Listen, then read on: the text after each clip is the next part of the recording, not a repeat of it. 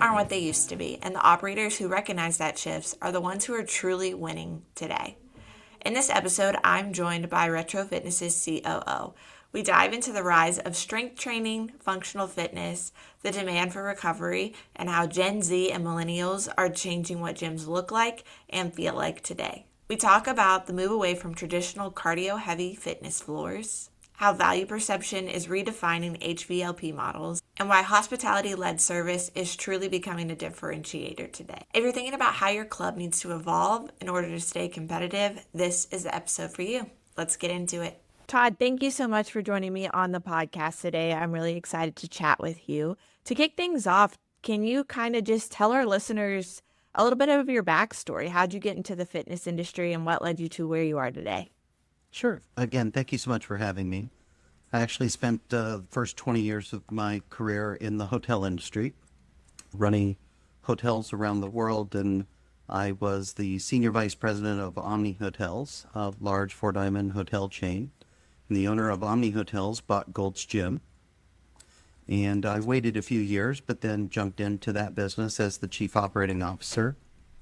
When I got to that brand, it had 25 corporate locations and 600 franchisees around the world. So growing the corporate footprint was the goal.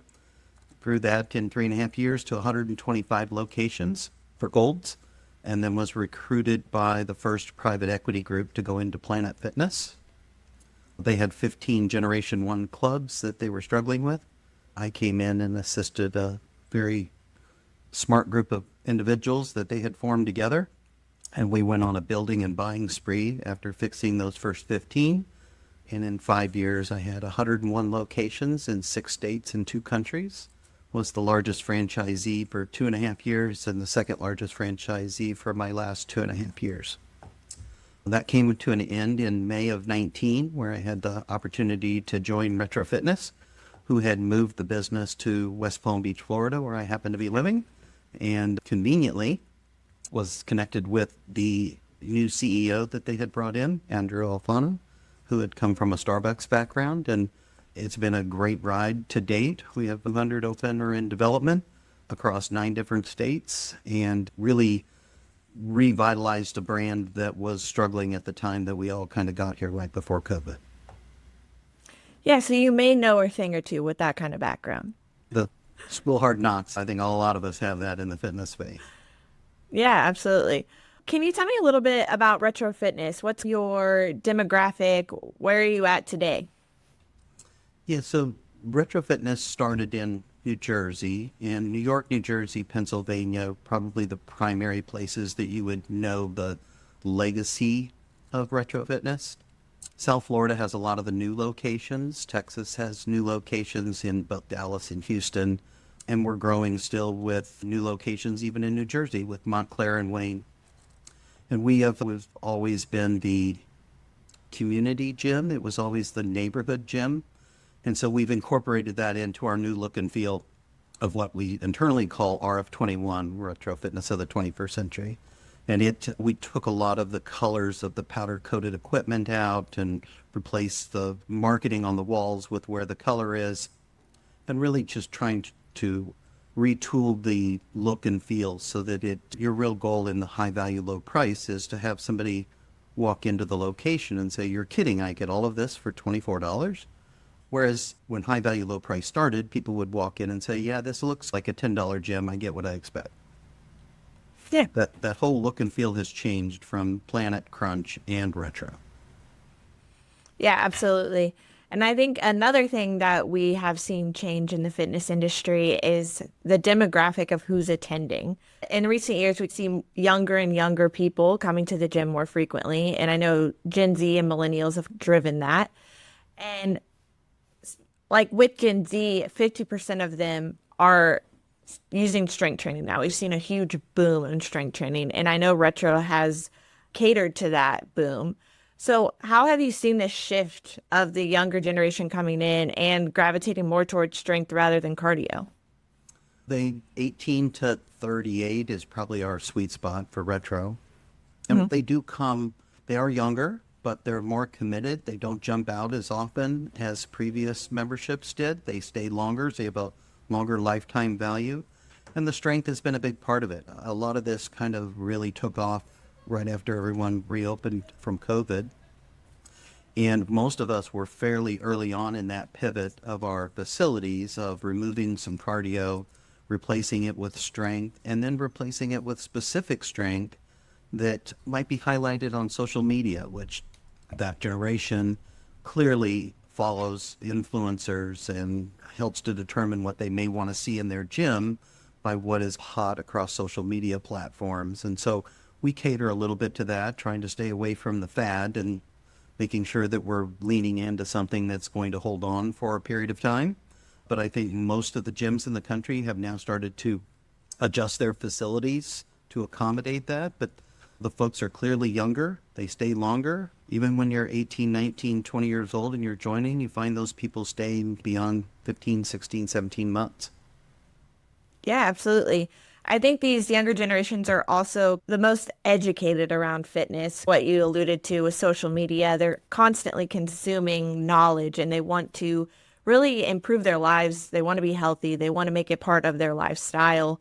But how has knowing this really impacted Retro's design around the facilities, programming? What has that looked like? We leaned in early during COVID months and reformulating what we were going to offer to our members in the facility. And part of that is staying with you on your journey, both inside and outside of the facility. And so we have healthy cooking specials. We have a CIA grad that's on our team that you can get healthy meals from our app on. And mental health is another side of that. The art of living we utilize for different mental health options that give our members on the app an opportunity to stay connected, not only in fitness, but probably more in exercise, health, and fitness is kind of how we frame it up. We stay with you in and on your journey, both inside the four walls and then outside the four walls, and it's not just about lifting weights now. It's what am I going to eat? How much protein am I going to get so that I'm only burning off lean muscle? Those kind of things are very important in today's educated exercise enthusiast, if you will. Yeah, it's kind of catering to the whole person these days rather than just, oh, I need to lose weight. It's very much. And I think that they expect that. Like you can go on Google and get a 7-day meal plan for X amount of calories fairly easy. But the good part about a gym is that it's a very social aspect. Friends, and if you're the 5 a.m. crowd, you see a lot of the same people at that 5 a.m. crowd. And you get to be a little bit of a social click with those folks, and they start to share things more and more. And those best practices we really lean into with members, sharing with members, and in addition to the things that we offer as a brand. Yeah, I love that. Going back to Gen Z, and they really want to be like this fitness lifestyle, right? They want it to be their whole life. They have high expectations, though, like you said, because they're constantly seeing the cool, latest, greatest thing on social media. But we also know about this generation is that they don't want to spend a lot of money. So hearing you talk about everything that you're including, like nutrition, mental health, it's the whole package. People typically wouldn't associate those things with HVLPs. So why is Retro kind of leaning on that? The value part is really where we've leaned in, both in look and feel and with services that we offer within the brand. And part of that is high value, low price typically has a tiered membership model that allows you to get to the place that you want to be that is both affordable for you and then offers the right services that you're looking for at that price point. And so we allocate our services, if you will, within the different membership types to get to the place that both we need and they need. But value has always been the number one driver of this segment of the fitness industry. So walking in and seeing a really well-built location with high-profile equipment and top-level finishes is something that the original HVLP space was not about. It was build a club as cheap as you possibly can in a undesirable location, and they'll come find it because nobody had a $10 gym. People pay higher rates now to be at Main and Main, and so the build-out is important to start with. And then what are those services that you're going to offer in the club? I want that person to look at our Ultimate membership and say, why wouldn't I buy the Ultimate membership? It has absolutely everything attached to it, and it's only $10 more than the basic membership. And so getting that person to default into that membership by putting high value propositions into it is really where the value, I don't really even have to sell it. It's so obvious to the member when they come in that we have a very high take rate on the Ultimate membership because of that. Yeah, I totally agree. And I do think that gyms are becoming more and more of these luxurious spaces. Sometimes I walk in and I'm like, I didn't even realize this was a gym sometimes. That's how nice they look. But what facility design trends do you see coming, or do you see gyms gravitating towards more? What do you think they'll be making more space for moving forward? I think more space is going to be coming in the functional training side still, just because of the versatility of the space and what you can do for it. And as you get a bigger box, it's not always about just stuffing it full of more selectorized equipment, if you will. So when you look at the turf areas that you see in most gyms, it's usually the busiest area. And it doesn't have to have a ton of equipment, but people want to be able to get down on the floor and use kettlebells and do different things on the turf that you can't necessarily do in the free weight area or the selectorized area. And it's a good way if you moved a gym from 20,000 to 25,000 square feet to take up a good amount of space that's going to get high usage at a low cost. And so that kind of pivot makes sense. The other, I think, is recovery. There's a lot of new type of recovery items that are coming out. I'm probably in the camp of don't add labor if you're going to add recovery items. And so the reason that you don't see some things in maybe our locations, compression boots or Theraguns and items like that, is that I feel like you need to have a staff member then assist people with it being put on, taken off, make sure it's not getting damaged. Whereas red light therapy, cold plunge items, cryo, massage chairs, tanning, all have an anchor price attached to them that people know the expense of it, which creates a high value proposition, and you don't have to have a staff member assist with it, which really makes it incredibly useful, and it's really widely regarded as a nice upgrade for people that are looking for recovery after they get done with their workout. Yeah, I definitely think we've seen a trend where recovery was something cool gyms were adding, but now it's becoming an expectation from the members to have. It is. Do you And agree with some that? of the bigger clubs even adding to that, to the square footage that is being used in recovery and in some of the bigger locations is it's no longer just a side add-on amenity and a nice to have. It's table stakes to be in the game at this point. Absolutely. I know we talked about the rise of strength training, but what I'm also seeing across the industry is more specialized. So specific glute areas, specific, like they really want to target in on their strength training. They don't just want dumbbells per se. Are you seeing that at Retro? We are, and again, real estate is a hot commodity within your club, and so finding space to cater to those things. So the glute has been gaining steam for a while now. And I would say we have pivoted to bringing on Booty Builder, which we believe to be best in class in that space, and identifying micro zones, if you will, within the club that we can lean in on some of the different things that you see on social media today that influencers doing and that have a good following. You'll see those folks coming into the gym, searching them out, searching for them on the internet, what gym has XYZ. And for us, we've got several franchisees that have already leaned in on putting in the Booty Builder Zone, which we think is a great item. Good company that has a great following. And I think that you'll see that, at least in our aspect, bringing females to your door, the men always follow. It's fairly easy. And having amenities like group exercise classes, and some gyms are pivoting to Pilates, which is also another hot commodity right now. Those type of things with Booty Builder make a lot of sense because they're adding the right demographic that you want to your gym, and others will follow. Yeah. Todd, I want to tap into your hospitality background real quick because I think it's not interesting, but I think it's important because I think gyms are relying more and more on being hospitable places, and it's becoming the expectation. So what would you say are gym's biggest downfall right now in the Are we at the hospitality industry level, and how can we get there? I don't think we're at the hospitality level, but I do think people know that you have to be friendly and you have to obviously have your team focused and not on their phones. It's hard when you're hiring a new membership experience advisor or something like that at the front desk. There are a lot of young people today attached to their phones, and you got to keep them off of it. But I think what we try to drive within Retro is how do you make people feel special, which is really what the hospitality industry is about. So if you want to test your club, an easy way to do that is put a notepad on the front desk when you walk into the club the next time and tell your front desk person, I'm going to go walk the club and tell me something personal about the last 5 people that checked in. I'll be back in 10 minutes. If you really want to know if that person is connected to who's checking in to the club, that's how you personalize it.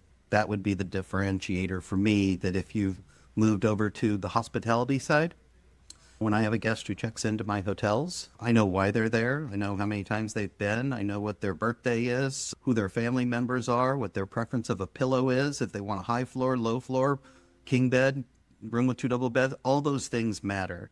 And we should do the same. When you sign up today and you say, I'm here to get ready for a marathon, that's how I want my team to check in with it. I want them to make sure that they're on the journey, getting what they need. Is there anything else that we can help to support you to get to that point where you're prepared for your marathon? Relating it back to that specific need and individualizing it is how you really cross over, in my opinion, to that level of hospitality. I like that. I've heard CEOs in the past call their own gyms to see how their staff is answering the phone, but I like the notebook idea and really giving them actionable thing to do. Yeah. And we do secret shoppers and those kind of things as well, because I think it's the most objective view that you're going to get. I have a third party that does it, created around our brand excellence review, but really I don't know when they're going to come and you don't know when they're going to come. It should never be used as a disciplinary tool. It should always be used as training, but we secret shop our clubs twice a month just to make sure that they're answering the phone right, capturing the information that's necessary, and following the training that we provide as a brand to hopefully get you to the point where you're closing on those leads. Yeah, absolutely. Todd, you alluded at the beginning that you joined the Retro team and helped turn the brand around. Where do you see the future from Retro? What's the next step for you all? We have some really good area developers that are in the system today and more coming to the door each day. I think our high value proposition is a little bit different for new franchises that come to our doorstep. So ours is maybe different than any other franchise. We find your real estate for you. We help you negotiate your lease. We build your club 100% for you, from step 1 all the way through to handing you the keys. I help you find your general manager, help you train your team, work alongside you during your pre-sale, and then put a franchise operations manager at your location for the first month that you're open to get you stable. And so that is a strong start that I think most folks who are investors and even or turnkey folks would appreciate. If you've ever asked somebody, what did it take to build your club? And they say, it almost broke up our family. Those kind of stories are prevalent in the fitness space. It is hard to go out and just immediately, if you've never done it before, negotiate leases, find real estate, find all the materials that you're supposed to be using in order to build your facility, and build a 20,000 square foot gym has complication to it. And so we take all of that out for you. And then after you're a franchisee with us, we do your books for your first year. We add you to the call center for the first year to follow up on all of your leads. And we have an in-house marketing team called Join Now Media that does all your marketing for you at a 5% take versus 15 to 20, which is what a third party would offer. And so those are all things that we do as a brand to help our franchisees get the strong start that they need. Yeah, I love that.